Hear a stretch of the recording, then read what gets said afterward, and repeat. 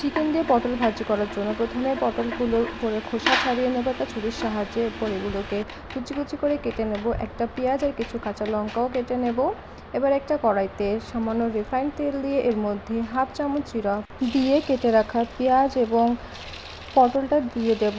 পেঁয়াজ এবং পটলটা হালকা নেড়ে চেড়ে এর মধ্যে স্বাদ মতো নুন এবং হলুদ দিয়ে আরও কিছুক্ষণ নাড়াচাড়া করব।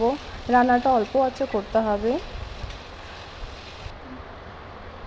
এরপর চিড়ে রাখা কাঁচা লঙ্কা দিয়ে আরও কিছুক্ষণ নেড়ে চেড়ে আমি নুন এবং হলুদ দিয়ে মাংসর পিসগুলোকে সিদ্ধ করে রেখেছিলাম। সিদ্ধ করা পিসগুলো হাতের সাহায্যে টুকরো টুকরো করে পটলের মধ্যে দিয়ে দেব। সামান্য পরিমাণ জল দিয়ে দেবো যাতে পটলটা ভালোভাবে সিদ্ধ হয়ে যায়।